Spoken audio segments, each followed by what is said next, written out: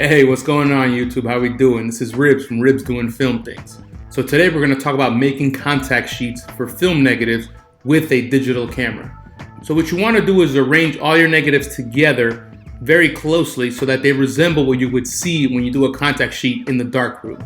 Getting them together like that, it's not very difficult, but the problem is you need a surface that can scan all of them at once. So to do this, you actually use the DSLR scanning method. You can use a mirrorless camera as well, but the point is use a digital camera to actually scan/take a picture of all the negatives at once. Once you take a photo of all the negatives in one single image, then you can go ahead and invert those to give you the color positive for those negatives, revealing a full color contact sheet. So what do you need to get started? Well, you need two main things. One is a digital camera, whether it's mirrorless, DSLR, doesn't really matter. Two, you need an LED light panel. Oftentimes those are used for tracing for artists, but you can repurpose one for the sake of putting light behind your negatives. You can get these for pretty cheap on Amazon. You might have to shop around, but the one thing I will recommend beyond the fact that you should get a plain one is that you get as big of one as possible. The bigger the better, meaning you can more comfortably fit all your film on the surface of it when creating your contact sheet. All right, so the first important thing that you need to do is actually cut your negatives. If you're shooting 35mm film, then you probably want to cut your negatives to strips of 6 images. If you're shooting 120 film, that's where it gets a bit tricky because it all really depends on how big your image is. If your negatives are curling, then you definitely need to get a bit creative. At the end of the day, the best option is to get anti-reflective glass and put that on top of your negatives. Here's an example of anti-reflective glass. You can get it on Amazon or any online shop, but you can also get it for probably really cheap from your local framer's shop. Alright, so now that your negatives are cut, it's time to arrange them on the LED panel. You want to lay them down one by one so that they fit nicely on the surface of the LED panel. Once they fit nicely, then you can go ahead and turn on your LED panel to max brightness. On your digital camera, you want to set the settings to f8.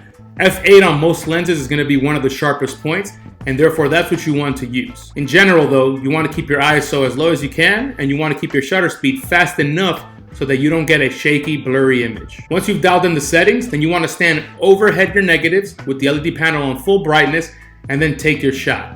You want to get your lens as close to the negatives as possible while filling in as much of the frame as possible for your image sensor. This is all going to depend on what lens you have because some have macro capabilities and some don't.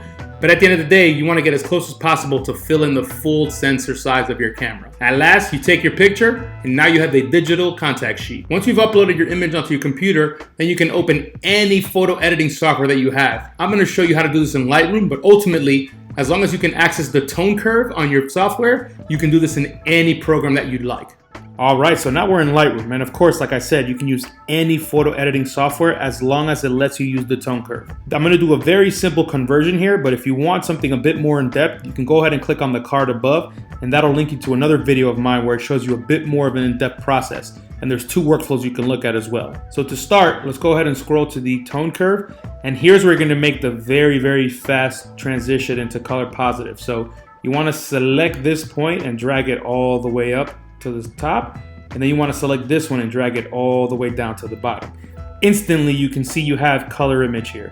Of course it's a strong blue cast, but overall you can start to see that this looks like real images. So now that I've actually inverted the tone curve, I'm going to go ahead and change the color temperature to get this to a reasonable place. So to start, I'm going to pull the temp all the way, or pretty far out here, then I'm going to follow with the tint. And as you can see, it's kind of still not looking amazing, but what you need to do is play with this a bunch to get it to somewhere that looks all right. So since we're looking a bit purpley there, let me remove some of that tint and then add in a bit more of the warmth and blue. So I think this looks good so far. So now that we've inverted the curve as the first step, and then the second step was update the temp and the tint, now we can go back to the tone curve and actually change the tone curve to match the highs and lows of the image. So I'm gonna pull this in, and then I'm gonna pull this slightly in as well till we get this to somewhere looking nice and passable. And then on top of that, I'm gonna add a bit of contrast by making a reverse S-curve here. So as you can see, this is starting to look very good now. It's looking a bit desaturated for my taste and a bit flat, lacking contrast, so I'm gonna pull it even more just to exaggerate that a bit.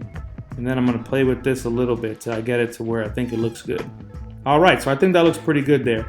I'm going to add in some saturation to to beef up those colors. And it looks like it's still very blue dominant, and I want to remove that. So I'm going to go ahead and remove some of the blue. I forgot to mention, when we're inverting a negative in Lightroom, a lot of these different settings become the opposite. So for example, in temp and tint, you go the opposite direction to get the actual goal that you're looking to achieve. If you want to get warmer, which is typically over here, you need to go over to the blue side in order to make it cooler, which actually makes it warmer. Same thing with the tint. Other items that actually are affected are exposure, shadows, highlights, basically anything in this range will be affected.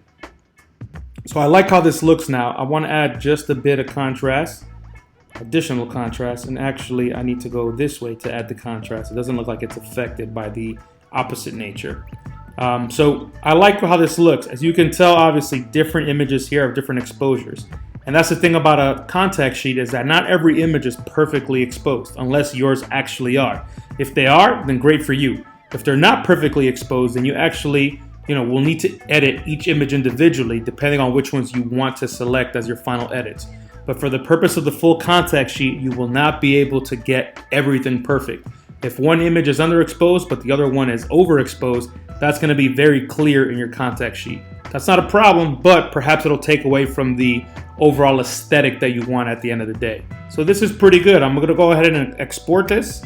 And this is probably the last step most of you will do in order to get your contact sheet. I am going to use a unique name since I have another file there. And when it's done, you'll have the JPEG. So in this case, as you can see here, there's the contact sheet. All right, YouTube, so let me know what you think. Do you think you'll be making contact sheets anytime soon? Do you think they're cool? Let me know in the comments. I'd love to hear what you have to say. So that's what I got for y'all. Thanks for tuning in. If you like this video, please go ahead and drop me a like. And if you want to see more videos like this and about other topics as well within film photography, please subscribe to my channel. I hope y'all continue to take care out there during this quarantine period. Stay safe. Peace.